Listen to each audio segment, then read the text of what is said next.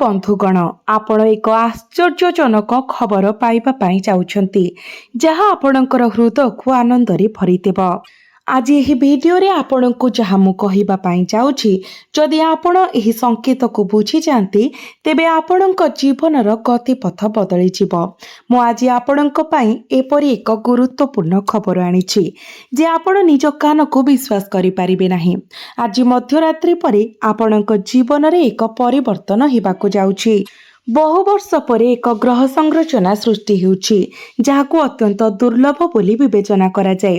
ज्योतिष माने विश्वास करती जे जेतेबेले निर्दिष्ट महाजागतिक शक्ति एका सांगरे सक्रिय हुए केवल परिस्थिति परिवर्तन हुए नाही जणे व्यक्तिंकर भाग्यर सुप्त द्वार मध्य खोलिबाकु आरंभ करे। सेथिपाई आज राति को एक साधारण राति भापरे मानंतु नाही।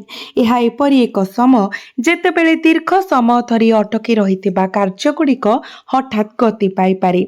एहा एपरि एक समय जेतेबेले बंद मने हेउथिबा पथ गुड़िकरे मध्य नूतन आलोक देखाजिबा आरंभ करे एवं एहा एपरि एक समय जेतेबेले वर्ष वर्ष धरि संघर्ष करुथिबा व्यक्ति हठात अनुभव करती जे तांको जीवन एक अदृश्य शक्तिर मार्गदर्शन रे आगको बढ़ुछि। जदि आपणकर जीवन गत किछि वर्ष धरि संघर्ष रे परिपूर्ण होइछि, जदि आपण अपमान सह्य करिसेंती, जदि आर्थिक कष्ट आपणको राति रे जागृत रखिछि, जदि आपण निजर स्वप्न को अपूर्ण छाड़ी दायित्वर भार बहन करिसेंती, तेबे एही वार्ता आपणक पई साधारण नुहे। कारण एपरि समय आसे जेतेबेले ईश्वर जणे व्यक्ति को तांको सीमा पर्यंत परीक्षा करती, देखती जे प्रतिकूल परिस्थिति मध्यरे तांकर विश्वास अक्षुण्ण रहिछि कि नाही। एवं जेतेबेले परीक्षा समाप्त हुए सेही समान दिव्य शक्ति पूर्वरु अकल्पनीय पथ खोली दिए। केवल आपणकर जीवन को पछको देखे कौन पाई एपरि घटे नाही। जेतेबेले सबु किछि हजि जाइथिबा परि मने हेउथिला, शेष मुहूर्त रे एक रास्ता बाहरी आसिला।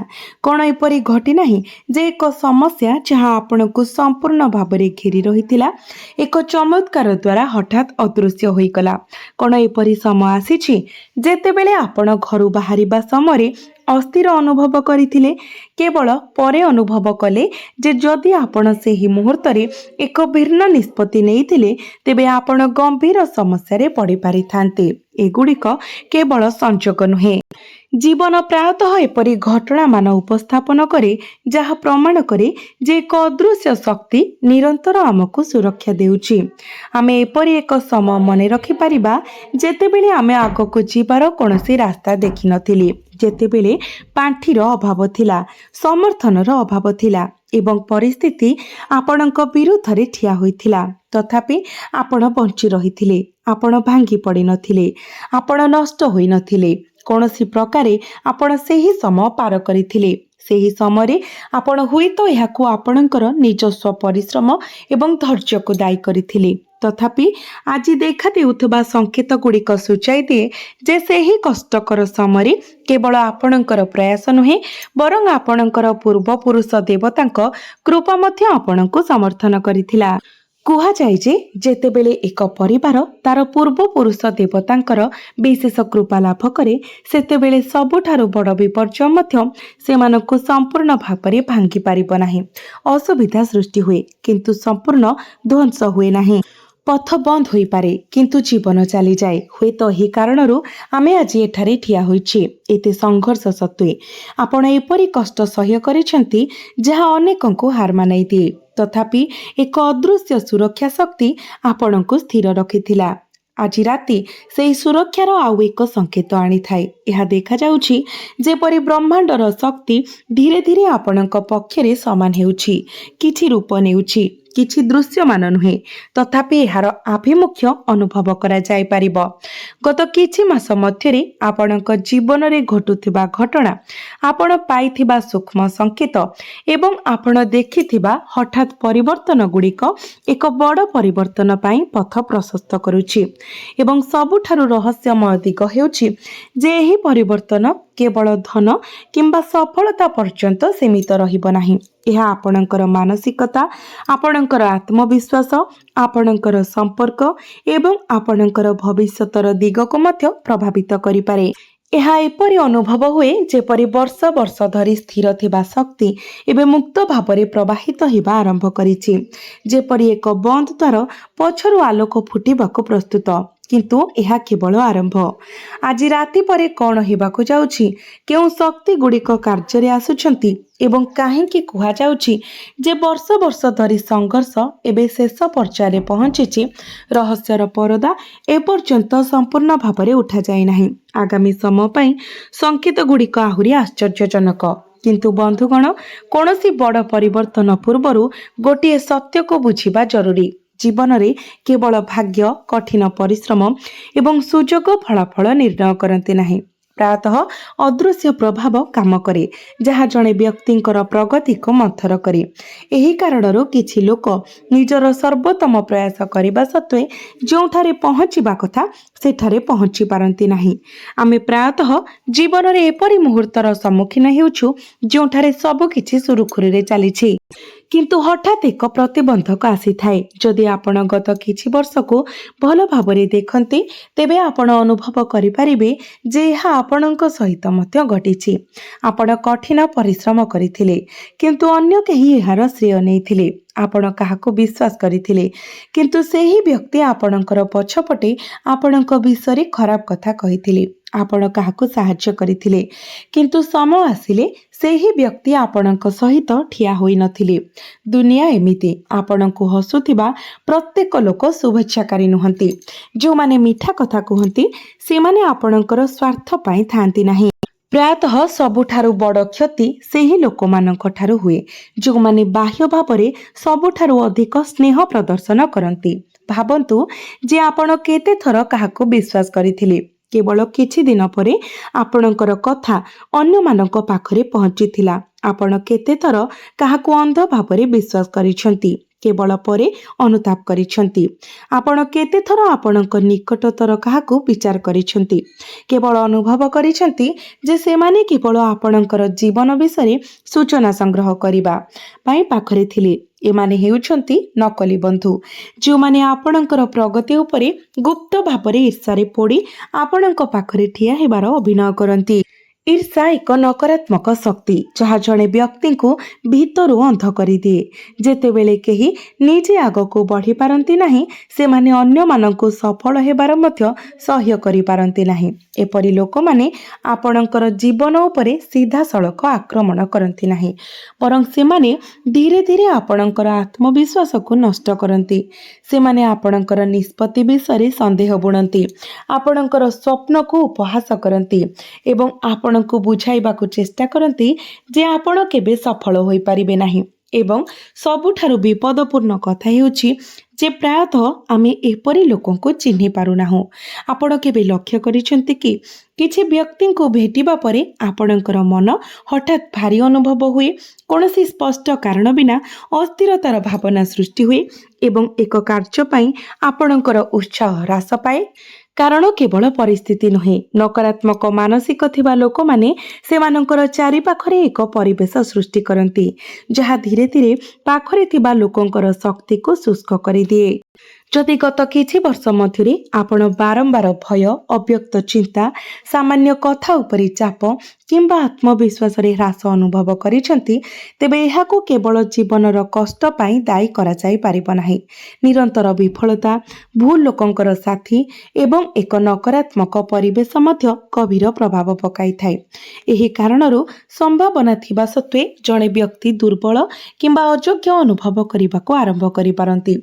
ଆପଣଙ୍କ ମଧ୍ୟରୁ କେତେକ ବର୍ତ୍ତମାନ ଅନୁଭବ କରିପାରନ୍ତି ଯେପରି ଆପଣଙ୍କର ଜୀବନ ଅଟକି ଯାଇଛି। ଫଳାଫଳ ନ ଦେଖି କଠିନ ପରିଶ୍ରମ କରିବା କିମ୍ବା ଏପରି ଯୋଜନା କରିବା ଯାହା କେବେ ସଫଳ ହୁଏ ନାହିଁ। ଆଶା ସୃଷ୍ଟି ହୁଏ, କିନ୍ତୁ ପ୍ରାୟତଃ କିଛି ସମୟ ପରେ ଧୂଳିସାତ ହୋଇଯାଏ। ଅଧିକ ଗୁରୁତ୍ୱପୂର୍ଣ୍ଣ କଥା ହେଉଛି ଏକ ଦୀର୍ଘ ନାମହୀନ ଭୟ ଭିତରେ ରହିଥାଏ, ଏକ ଚିନ୍ତା ଯେ ପୁଣି କିଛି ଭୁଲ ହୋଇପାରେ। ଯଦି ଆପଣ ଏପରି ଅନୁଭବ କରନ୍ତି, ତେବେ ଜାଣନ୍ତୁ ଯେ ଆପଣ ଏକା ନୁହନ୍ତି। ଲକ୍ଷ ଲକ୍ଷ ଲୋକ ଏହି ପର୍ଯ୍ୟାୟ ଦେଇ ଗତି କରନ୍ତି। तथापि एठारे बुझिबा पाई एक गुरुत्वपूर्ण कथा अछि। कौनसी नकारात्मक शक्ति, ईर्षाळु व्यक्ति किंबा लुकायित शत्रु दिव्य कृपा एवं सेमानंकर पूर्वपुरुष मानकर सुरक्षा उपभोग करुवा व्यक्ति को स्थायी क्षति पहुंचाई पारिबे नहीं। सेमाने अस्थायी बाधा सृष्टि करि पारंती, द्वंद्व सृष्टि करि पारंती किंबा पथ को कष्टकर करि पारंती, किंतु सेमाने सर्वदा शेष फलाफल को नियंत्रण करि पारिबे नहीं।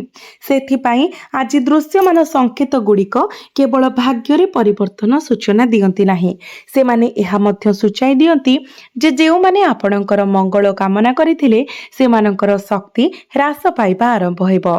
जो माने आपणकर विफलतारे आनंदित होइथिले सेमाने धीरे धीरे निजस्व परिस्थिति रे फसी जिवे।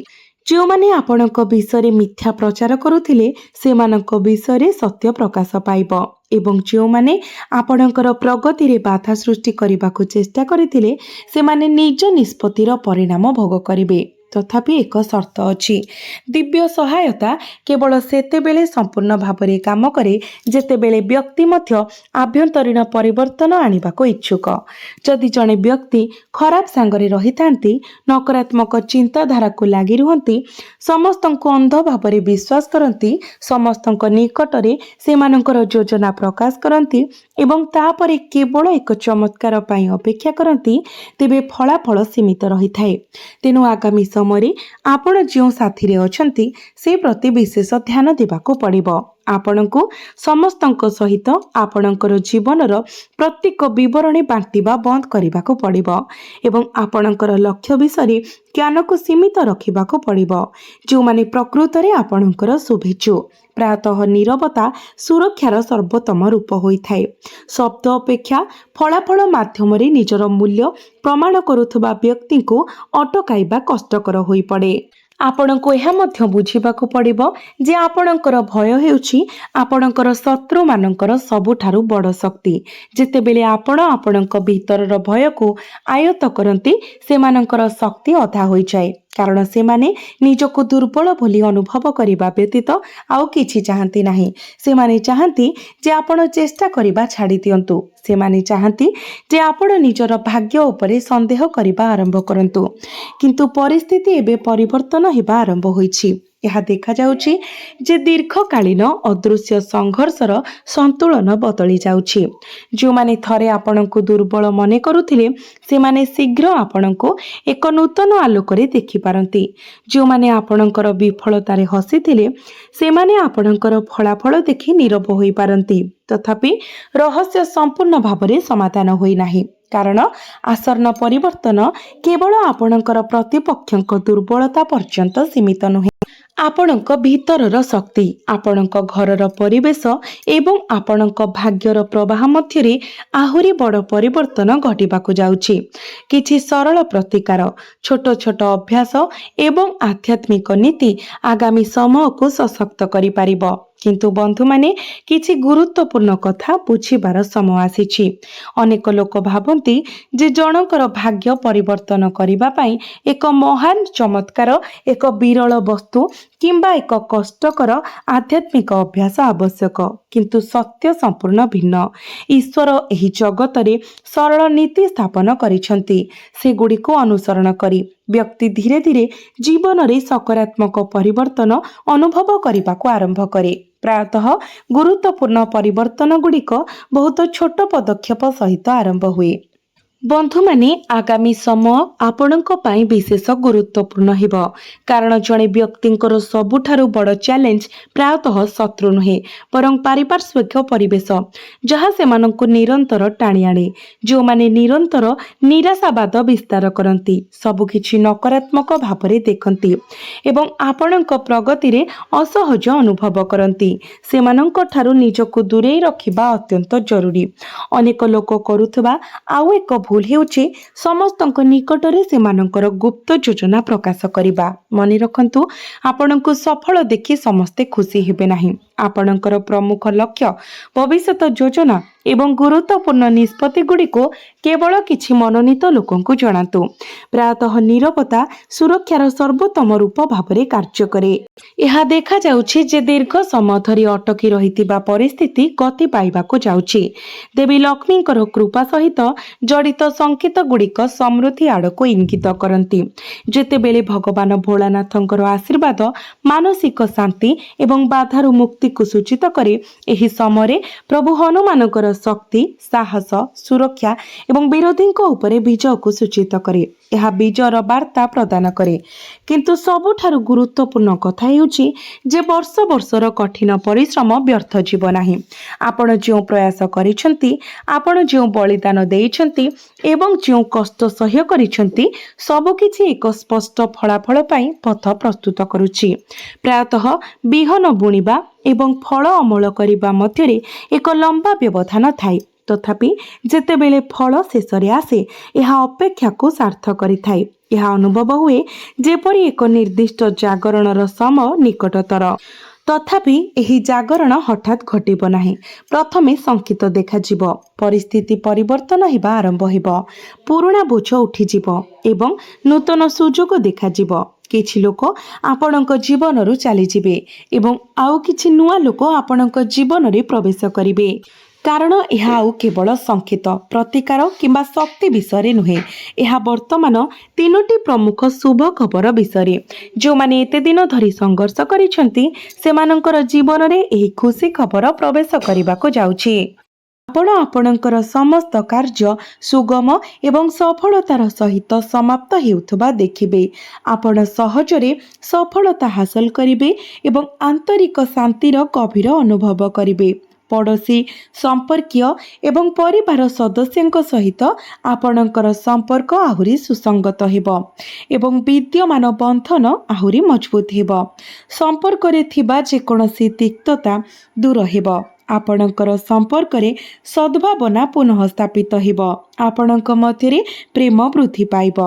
एही समय मध्यरे आपण प्रत्येक कार्य को व्यवहारिक भावरे परिचालना करबाको चेष्टा करिवे। आपण बंधु एवं संपर्कीय मानक आपणकर बुद्धिमता एवं चतुरता मध्य प्रदर्शन करिवे, जहाद्वारा विषय गुड़ी को कुशली भावरे परिचालना करिवार आपणकर क्षमता प्रमाणित हेब। आपणकर पिलामानकर संपर्क रे संतोषजनक खबर घरे एक उत्सवमुखी परिवेश सृष्टि करिब। आपण सतर्कतार सहित योजना माध्यम रे अधिकांश कार्य निजे संपादन करबाको लक्ष्य रखिबे एवं आपणको सफलता मध्य मिलिब। आपणकर भावप्रवण एवं कोमल स्वभाव आपणको अन्य मानक ठारू निरंतर प्रशंसा करिब। आपणकर परामर्श सेमानंकर मनोबल एवं आत्मविश्वास को यथेष्ट वृद्धि करिब। यह आपणक पई एक अत्यंत अनुकूल समय।